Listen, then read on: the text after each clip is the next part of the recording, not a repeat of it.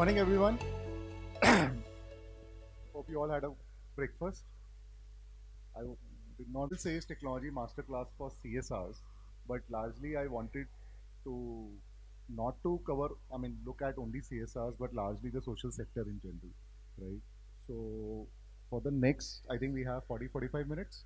For the next 40-45 minutes, I would want to see how can we take, how do you approach technology, right? That's what, my focus is in the next 40-45 minutes today for the social sector organizations, right? But before we do that, and I think I did not want this to be like a very one-way conversation largely, but to be a two-way conversation and more having a very participatory style thing. So I just wanted if we can start with quick introductions, and we'll keep it very, very brief. So two things: one, your name and the organization, and second is what are your expectations from this session, right? Just two things if we can just start with. So maybe you can start with Mr. My name is Aditya. I represent HPCL Mittal Foundation. And my expectation from the this session will be some online MIS system for our initiatives. Hi, I'm Nehala, and I'm not with any organization. I worked in the IT sector for a very long time and looking to transition into the CSR and social impact side of things. Just here to understand the ecosystem. I'm Smitharani Panirai. I'm from Dinabandhu Foundation from Odisha, Bhubaneswar. We are into the technical colleges. Hi, I'm Sara from United Way Mumbai. I just wanted to understand about the Dhwani portal that you have and the interface. Hi, I'm Natasha from United Way Mumbai, and we both are very keen on. We heard about it in the organization, and wanted to kind of use this opportunity to understand more about it. Good morning, myself Manikandan from Medical Foundation. So I look forward to have more technology oriented MIS. Hey, good morning, all. I'm Krishnamurthy from Reddington. So we are looking on the what are the recent updates on the technology, how this current market trend. So that is the way we want to understand. Chetan from Social Bytes. We build technology very similar to what you guys are doing. I just wanted to understand a little bit. Deepak from Cognizant Foundation. Just wanted to know how technology can help or make our lives easier for CSR and non-profits. I am Shyam from Witnessing. We are a design and communication firm. I just want to understand what kind of technology and solutions do in social sector. I'm Sophie. I'm a consultant in the social sector.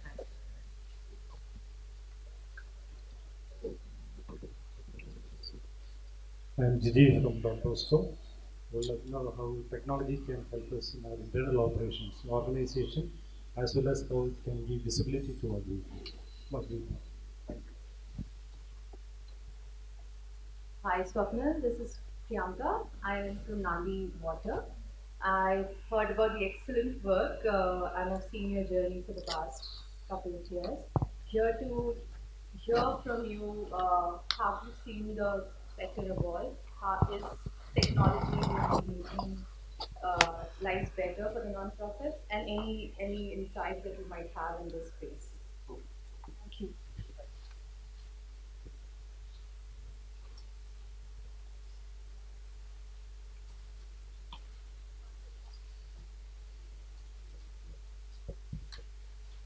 I'm Jagannath Banerjee from West Bengal, here with Neha Educare Foundation.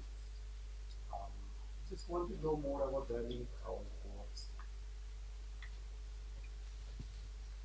Hello, good morning everyone. Myself Pinky Chaudhary, and I'm from Neha Educare Foundation only, and basically I'm a teacher there, so I want to know how technology will help me to enhance my teaching techniques. Thank you. So my name is Manikandan. I'm from Tamil Nadu. I work for CSR Department of Media Housing Company. Basically, I would like to understand what is this data management practices that are existing. Good morning to all. Xavier from Shirley, Chennai. I just want to know how the technology can help implementation and reporting of the social security. My name is MS Mela and I'm from my dream career here to hear more on emerging technologies.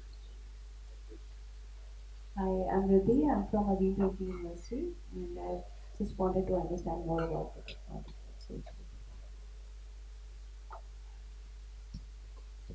Hi, I'm Amrita Dapalkar from Aramba NGO and how to use the technology for the NGOs. Hi, Sapna. I'm Harshita. I represent Participatory Research in Asia, and I'm here to understand how technology can be more adaptive to the grassroots.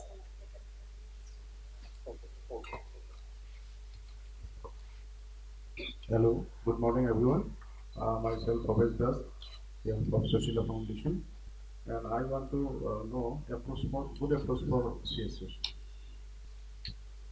नमस्कार, उमाकांत सुकृष्ण चौधरी। मैं भारतीय शिक्षा के ऊपर काम कर रहा हूँ और अभी गुरुकुल तो नहीं शुरू हो सकते, तो हम युगानुकुल जो है उसका प्रयास कर रहे हैं और उसके लिए जो टेक्नोलॉजी का महत्व है हम जानते हैं, वो सीखने के लिए यहाँ पे बैठा हूँ। धन्यवाद।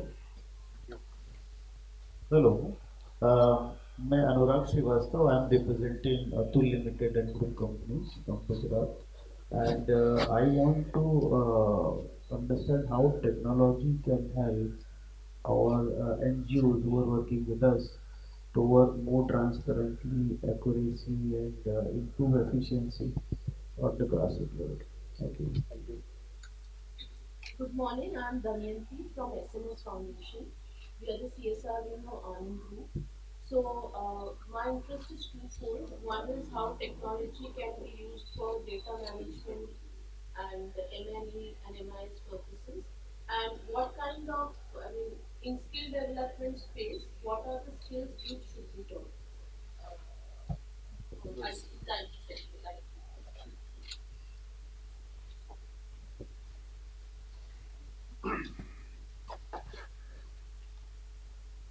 morning. My name is Mary Dhwani. I'm from Navsayo Foundation.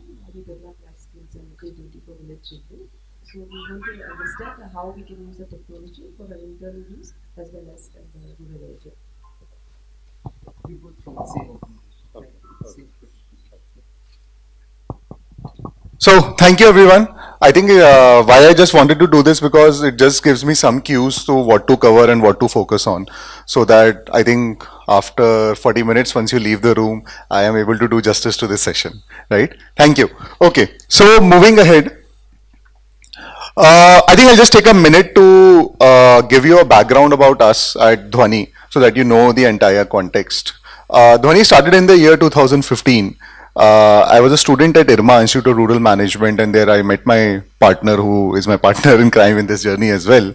So largely before IRMA, we were a bunch of technologists developing code and building solutions. And IRMA gave us a larger exposure to the social sector, right? How non-profits work, how the funding works, what happens. And before that, we had a very myopic view of non-profits and the sector, right? So I think what stuck with us during the 2-year journey at IRMA was that non-profits, and when I say non-profits, I mean the entire social purpose organizations, right, work at a very large scale or very comparative scale to any mainstream organization. But the kind of technology leverage they have is very minimal in terms of mainstream, right? So you're trying to understand that if the money is there, if the intent is there, if the need is there, why is that basic systems like an MIS or a CRM or something, people struggle to implement, right? So I think our hypothesis back then was, and still it's true, this is my bias, that in this sector you need people passionate, empathetic enough to work with organizations and help them build technology solutions. So if you look at financial consulting, if you look at e-commerce, if you look at other areas, right, you will have specialists. You have specialists who would do banking, who would do finance, who would do, any technology with respect to those sectors, right? But I mean, when we started 2014, 15, I'm talking, there were very few. But I'm very proud to say today, and I see a lot of, and I know a lot of friends here who do that. So I'm very proud to show that this sector of the entire tech for good is emerging, right? So today you have a lot of people who want to passionately work in this sector specific to technology, right? So they want to work with non-profits, understand their needs, and see how technology can help them in whatever areas, right? So that's, I think, largely the background. So in this year, I mean, it's been 8 years we have been working in this space. We're a team of close to 150 people. We're all based out of Gurgaon. How we operate is that at the core, we are a software technology firm, right? So it's like an IT firm where you have engineers, right? Front end, back end, Android, and all of that, right? But there is a middle layer of people whom I was talking about, right? So solutionist, right? So people who understand the sector, people who understand technology, right? And then they are able to work with social purpose organizations and see what kind of technology requirements are there and what needs to be done, right? So that is how the entire organization is structured. Largely we have two wings. One is a product vertical, wherein based on our experience of 7-8 years, right, we could see that there are some generic requirements where organizations can just, take it, adopt it, and may not meet 100% of the needs, but 70-80% of your things are sorted, right? It helps you with a very early go-to-market, right? Like in less than a month or less than 15 days, you can have something running up. And then there is a services vertical or a bespoke vertical where we are willing to do something from scratch if the requirements are very, very specific, right? So the second vertical is largely at large organizations or our work with government, right? So I'm going to talk about all of that as well. So these are some of our clients, and as you can see, a mix of corporates, foundations, and when I say corporates, we work with the CSR divisions, right? Non-profits, multilaterals, UN agencies, consulting firms. We work with all EY, Deloitte, KPMG, Satwa, McKinsey, and all of them, right? So just a quick poll. At your organization, if you see, and if you have to implement technology or if you have to think of technology, and if you have three options, one is field teams, second is, let's say, middle management, and third is leadership. And when I say leadership, I also mean donors. Out of these three, and I'm just trying to ask you to raise your hands, who all do you think technology is driven by leadership? That because leadership, because donors want, you have to implement technology. People who think? Okay. Second, people who think the program managers. People who manage programs, project managers, program managers, often technology development, implement, need is driven by them. Okay. The third is, how many of you have felt that people at your field teams often struggle and they say that, hey, WhatsApp is so quick. Whatever they use, YouTube is so quick, TikTok is so quick. Why can't I have something wherein I enter data and you get reports? Good, good. That is what I wanted. But if you see, COVID, our enemy, our friend, literally changed this game, right? For a lot of people, it wasn't a choice, right? So when COVID came, and specifically in the sector, where most of these things are very humane, right? It's one-to-one, people have to talk about it and all of that, right? So COVID did not give you an option. So it was like either you shut your operations or you adopt some form of technology, right? And when I'm talking about peak COVID, so what I'm trying to say, these are enablers. Technology themselves is an enabler, but COVID gives you a thought. I can give you some examples where we never thought. So I'm giving you an example. We're working with an organization who used to work with Ashas, right? And Ashas used to largely work with expecting mothers, right? The entire RNMCHEA. But and whatever the trainings and capacity buildings used to happen, they used to happen physically, right? So you have train the trainers model where you would get them in one room, train them on new schemes, train them on how do you ask questions, what things you ask the expecting mom and all of that, right? But when COVID happened, all those sessions were not possible. Now all of us were scratching our heads, and the organization was like, I am not able to do anything. And that organization's core job was to do capacity building and training of Ashas. Right? Obviously they could do, I mean, they were thinking about Google Meets, they were thinking about Zoom, but the kind of audience we had, they never had done a VC, right? They never had gone on a call. So when we had to develop something very low cost, I mean, when I say low cost, I mean low tech. So something on a WebRTC technology which is not very heavy, right? Had to give them a very small LMS or a micro learning management system. Right? But with few iterations in over 6 months, we were able to do that. We were able to see that ASHA workers were able to come on an app, take some classes online or study some PDFs or videos in whatever their language, and then get over. And now if you see, the 70% thing is technology and 30% thing is physical. So what I'm trying to say is that because there was no option, all of us went with that might that this has to work.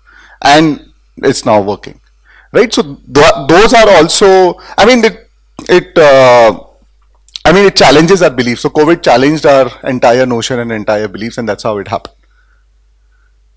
Yeah, so that's why I just wanted to. Okay, so I mean, we all know what are the benefits of technology, right? If you have to implement technology, what are the benefits? And in non-profits, largely, it makes more sense because the money is coming from somewhere else. I mean, somewhere else is accountability and it is going for someone else, right? If you are a private organization and if you don't run your operations efficiently or effectively, it's your loss. It's the promoter's loss or it's the founder's loss. But here it's entirely different. Either it's a taxpayer's money or it's a philanthropic money and you're working for beneficiaries. It's all the more reason why you should use technology and why you should, I mean, not even technology, I'm saying why you should streamline your operations and see there are not leakages, and how do you are better and optimize your cost and resources.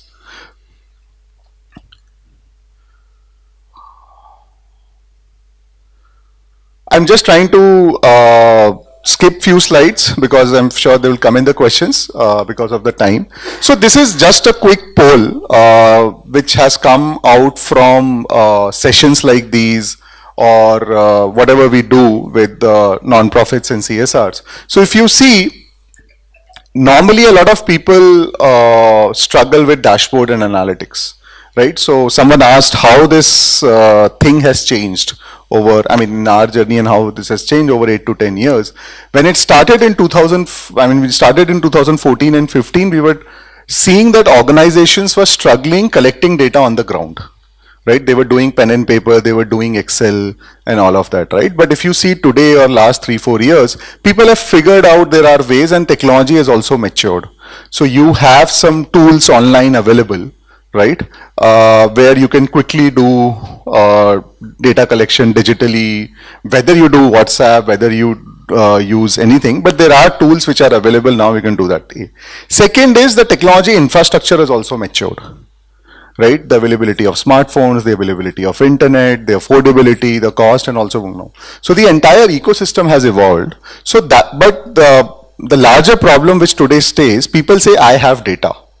So either I have in Excel sheets, either I have in some form of an MIS collected, but I am unable to take decisions on it. So what I don't have is, I don't have a visualization. I don't have a dashboard. Or even if I have a dashboard, it's just a numbers dashboard. It's not telling me what to do next, right? It's telling me that, okay, these mothers are vulnerable because they are less anemic, and this is in, let's say, in particular block of Odisha. But can you make some intelligent dashboards which correlate data and then tell you, hey, you should take this action? So for something like a red, amber, green. So if you are working with, let's say, I mean, just taking expecting mothers as an example. If you take expecting mothers as an example, and let's say when you do some parameters and say these are the most vulnerable category, I'm putting in red, right? So then you can say I have to focus on a war footing mode on this red zone. Right, so how do you make such kind of dashboards?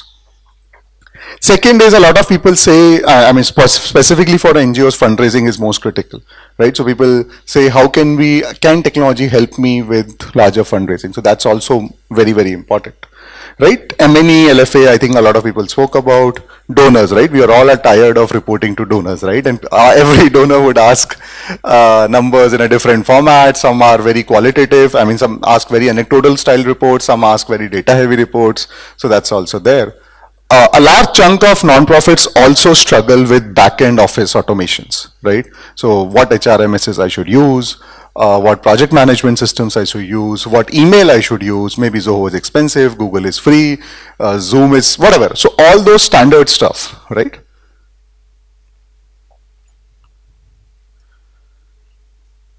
So, sorry. If you just wait for the last. Okay. So this is again a framework which is again our bias of working in this sector for 8 to 10 years. So if I have to bucket most of the data and tech needs, what we would have solved for, right, or what we would have been asked, would fall into under either of these buckets. So I will start with the last bucket, which is office automation. Right? So a lot of organizations would struggle with their HRMSs and what I spoke about, right? Emails, project management systems and all of that. Our approach, and I sincere advise in the last bucket is, don't build anything from scratch. Don't attempt to build anything. There are so many things out there in the market, right, which you can adopt, and sincerely, I don't feel that the context is very different. So what I'm trying to say is that in a mainstream organization is, there's an HRMS built for an FMCG company. An HRMS for non-profit would not be very, very different. So never say that I am a non-profit, my needs are different, my requirements are different, so my HRMS or my accounting tool will also have to be different. So never raise funds, never talk to organizations like us and say, and I'm telling you seriously, we have got proposals or we have got requirements where people say, hey, I have 50 lakhs of money from this global funder, can you build me an HRMS from scratch? And I'll tell you screen by screen, how do I want? That's a very slippery slope, you should not go there. Right? But yes, what you can do is, you can work with organizations and try and seek help in whether X is better or Y is better or Z is better. Whether Zoho is better, Keka is better, Google is better or this is better. And there are people also in this room who can help you with this. So there are tech for good. So that's what I'm saying. The tech for good consulting space has evolved. So there will be people who can help you with that. Right? That's first. Now coming to the first bucket, which is program MIS. So what happens is, often with non-profits or with implementing organizations, you will, or even either CSRs, you will have one program which will be large and complex enough. So what I mean to say is, for example, you're working in agriculture and you're working in NPM, non-pesticide management agriculture. You're promoting pesticide-free culture, right? And you have to work in, let's say, 10 states, right? So now you leave impact for a moment, but in terms of sheer scale, if you have to work with 1 lakh farmers, or if you have to work with 1,000 villages, you will need some kind of a reporting system that if your teams are working on the ground and the program manager or the project manager who is managing that whatever project would know what is happening, how many numbers, aaj kitni meetings hui, how many farmers are onboarded, where are they, and all of that. Looks very commonsensical, right? If you're doing anything, you would need some numbers, right? Now, whether you design that MIS on Excel, whether you design that MIS on Google Sheets, whether you design that MIS on anything, but largely there is a need of that kind of a thing. So typically in our, day-to-day language at Dhwani, we would call them as program MISs. So management information system, MIS is a very broad term, but it helps you to take decisions, right? And this is specific to one program or 1 or 2 programs. So at any organization, if you're running 3 to 4 programs, you may have 2 to 4 such program MIS systems where workflows are very, very intricate. And what I mean by intricate is, so for example, if a field person is onboarding a farmer, right? There is a block coordinator who is approving something, then it is going to a state manager, it's going to a zonal manager and things like that. And believe me, organizations of scale have such kind of workflows and all of that. So that is something which is called as program MIS. Now, I mean, 5 years back, something when you're doing in program MIS also often had to be developed from scratch.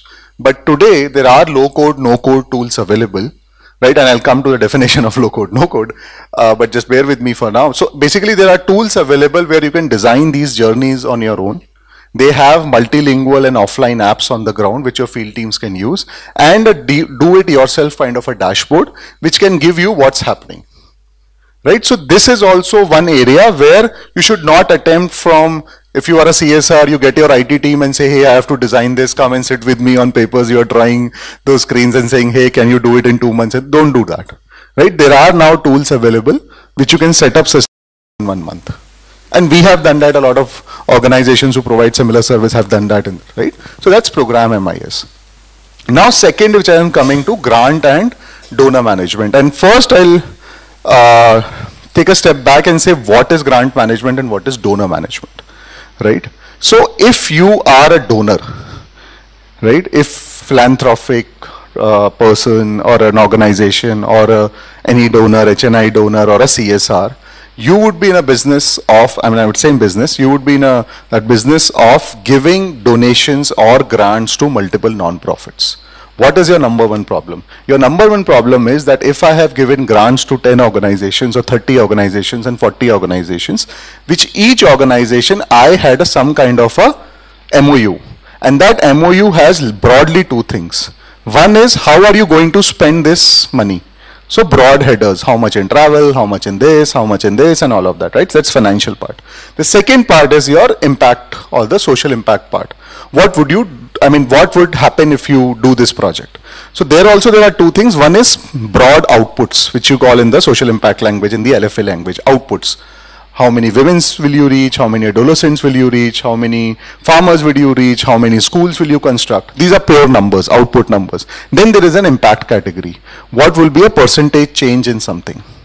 So if you work in this area for 3 years in this geography, what would be a percentage increase in the farmer's income? What would be a percentage increase in the productivity because now I am using non-pesticide management thing, right? So that's impact. So if you look from a donor lens, you need a system because you are funding 10, 15, 20, 50, 100 non-profits, and they may be working in different areas, and you may have your own themes that I work in health, I work in education, I work in SDG 5. So you may need some kind of a system where non-profits may report some data, and you can get a kind of a dashboard where you can slice and dice on these fronts. So how much money was given, how much is disbursed, how much is allocated, how much is utilized, unutilized. In CSR, unutilized money is more pain, right? So how do you ensure that unutilized money you get a alert much earlier, right? So those are grant management systems. Now a flip side, take a large non-profit. So we work with, let's say, Pradhan. Pradhan at any given point of time works with 85 to 100 donors, right? So that's also a problem of a non-profit if you are a large non-profit, right? So if you're working with 80 to 85 to 100 donors and each donor has a specific MOU and a specific thing, how do you manage all of that? So look it from a non-profit side. So if you are a non-profit, imagine you have different projects happening across India or across all of your geographies in different themes. Each one of them have a different output expectation or an impact expectation. So how do you map all of that? So that is also something which is grant and donor management. Here also now there are standard products. So at Dhwani also we have a standard product which any CSR can use. So we have many large CSRs using it. We have also, on the flip side, a lot of donor non-profits also using it, right? And here also you can choose what kind of data you want to collect. I'll just give you an example. For example, if a CSR is funding you to work with farmers on non-pesticide management, right? There could be two kind of outputs they would be interested in. One is they may say that, okay, you just report me the number of farmers you are reaching out, let's say every month. So just the number. So let's say you may give a target of 1,000 farmers I would do in next 2 years. So in January, I worked with 40 farmers. In February, I worked with 30 farmers, and some kind of a sample proof they may ask for, right? That's one kind of reporting. The second kind of reporting is a lot of people are interested in who are those farmers. Can you give me the GPS location of their fields?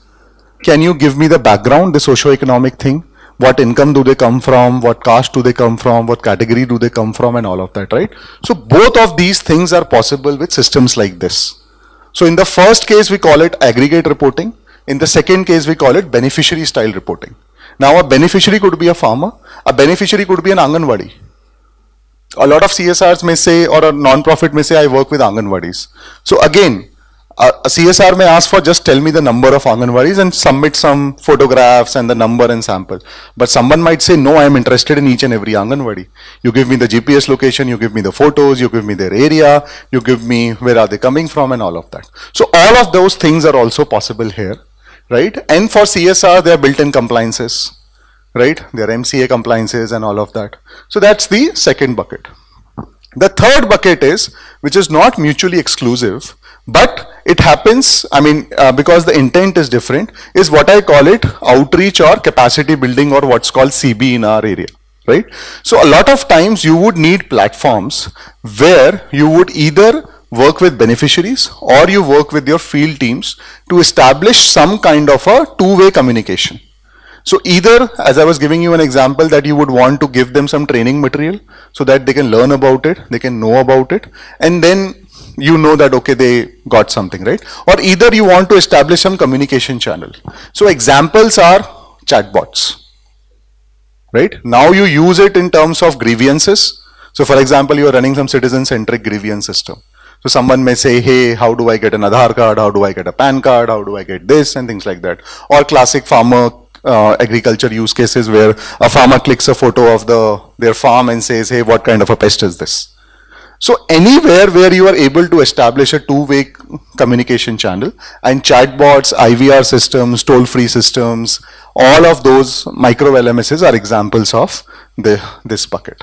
So here also there are products. So at this stage I want to talk about something very debatable, which is build versus buy, right? So at any organization level, you should always try and see that what is available first out there, and never attempt to say that I'll build this grounds up with a partner or with my own IT team. Because most of these cases which you see here, or if there is anything which doesn't fit here, I am sure would be someone who would have solved for, right? So first try and attempt that at what is available in the market, whether it is open source, whether it is something proprietary, but always try and see what is available in the market. Is it solving my 70 to 80% problem, right? And you may get a partner to help you with that journey, right? As I was saying, should I get Zoho or should I get Keka or should I get Google or Freshworks or whatever it is, or if there's any open source platforms, right? You may get someone whom you think from a technology standpoint, they can help you with it. But in very, very few cases, right, there are technology systems which you will have to build. Okay, I want to talk about this. I'll also circulate this presentation. So this is what it's, so like you have an organization maturity, right? When an organization starts, what kind of a maturity it is, then it's 3 years, 5 years. Similar, if you pick an angle of technology, you have a technology maturity. So when you build something, you build for a very point system that I want to solve for this agriculture use case, right? So those are very specific technology tools. Then you might be doing something in agriculture, you might be doing something in water, and your field person is the same. Then you may look at a product that I'm not only solving for agriculture, I'm solving for my own organization. I am running 2 programs. So that's the second part of the pyramid. The third part of the pyramid is you say, if I know that this person is also helping me with agriculture and water, let's say a field person, but I also, there's an also incentive policy. So this thing should also talk to my HRMS, because I want kind of an integrated system. So that is what you look at a platform thinking. So there's also a maturity, tech maturity to all of this. How much time we have? 15 more minutes, okay. So in 5 minutes, I'll just try and wrap up. This is something called a PTOD approach. I borrowed from my friend, Mr. Raj, who is the CTO at Piramal Foundation. So this is a Harvard-backed research which tells you that whenever you are approaching technology, you should look at these principles. So the first is, you will have to look at, if I am introducing technology, what part is as is and what part is to be. So do I have to change any of my systems when a new technology application or something comes up? So that is the P part to it. The T part to it, that you will have to always look at what kinds of this build versus buy, right? What is my total cost of ownership? So TCO is something called as total cost of ownership, right? Technology is expensive, right? So if you're looking at anything, I mean, I can say technology is affordable, but what I'm trying to, when I'm saying expensive, I don't only mean financially. I mean from all resources. You need someone dedicated who is looking at that project. You need to look, see the cost of servers. You need to look what is the change management which will happen, right? One thing which I forgot in the entire thing, if at Dhwani in the last 8 years, we would have done close to 100 plus different technology projects. And if you see any project, I would break it into 3 parts. The first part is what and why do you need? The entire requirement gathering phase, right? The second phase is that technology building phase. Whether you build or you buy, you subscribe, that is technology phase. The third phase is adoption. Because if you're building something, someone will have to use it. So in all of our experiences, second is the easiest. The most difficult is the first and the third. What do you need? Why do you need? When do you need? We have said no to a lot of organizations and have said this is not the right time to build an app for you. Please continue on Excel. Right? So the first part is also very, very, very important. You should spend a lot of time on that. Right? The third part, adoption. We have seen a lot of systems, lot of money go down the drain where all intelligent people like us in a conference room, in a boardroom are designing a technology, and when we are trying and going to launch it in a village in Rajasthan, the Anganwadi Sahika is saying, I will not use this app. Ye to mera kaam badha degi, I will not use this app. What will you do? In a B2B scenario, when you're working in an organization, there's always a carrot and a stick. Right? You can say you will get incentivized if you use this app, or you will be penalized in this app. But in our sector, when we work, we don't have control over most of our people. Right? They're not directly employed by us. Right? They will be volunteers. So it's often more important that principles of HCD, human-centered design, user-centric design. I mean, looks very commonsensical, but again, we don't follow them. So if you have some people in that room when you were designing that app, that person will become your people champion. He or she will again tell 5 different Anganwadi Sahikas, nahi, ye app bahut achhi hai, it's very good. We should use it, because we had, we have won her confidence when we were designing that entire thing. So those principles are very, very important here. The third is, I was talking about it, organizational design. The last is data.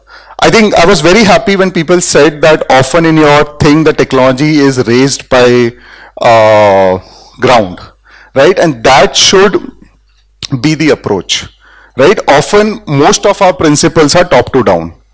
Nahi, hame app banani chahiye, we should build this, I should get an alert. No. First, talk to your field teams, because they are the ones who are the users, right? But in data, again, one more thing that unfortunately in this sector, us are very, very data obsessive. We want to get every damn data field, whatever we can get when we want to collect data. We all love baselines. We all love those 20-page questionnaires, right? So whenever you are designing for data and dashboards, always look at top to bottom. So what I mean by top to bottom is, always look at what kind of a dashboard or what kind of an analysis I need. First look at that, and then say, if I need these 20 indicators, or if I need these 20 whatever things, then I just need these 50 questions to be answered. But we all do the reverse, right? We first say, I will ask these 100 questions, and that all that data goes in as a garbage. And whenever first, and then you say, my system is bulky, my system is complex, there's no dashboard, or even if there is a dashboard, there are only 5 things, and like that. So that is that GIGO, garbage in, garbage out, right?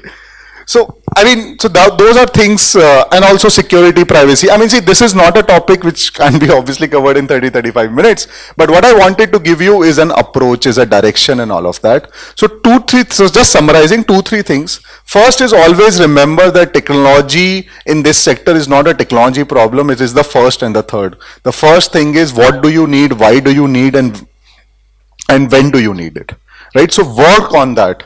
So you should at least have some paper-driven mock-ups or wireframes whenever you want. What do you need, right? The technology. So you should have some BRD wireframe mock-ups in place. And when I mean BRD, I'm not saying very jazzy, specific functional requirement, SRSs and all of that.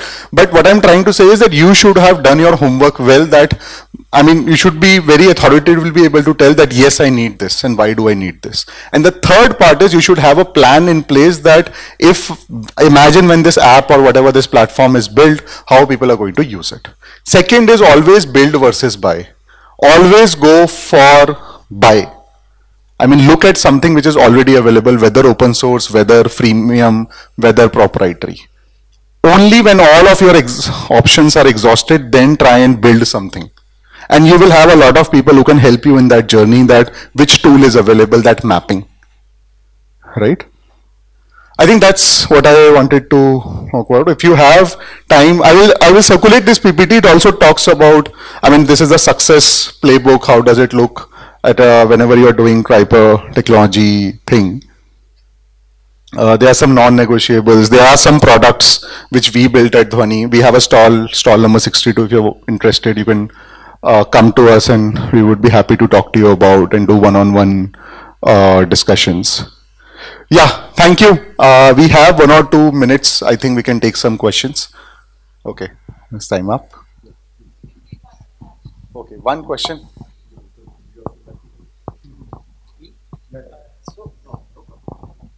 See, just a question on the dashboard that pie chart you shown about the requirement from the NGO sector. So, surprisingly. So I found, okay, when we wanted the money, then that proportion is 40%.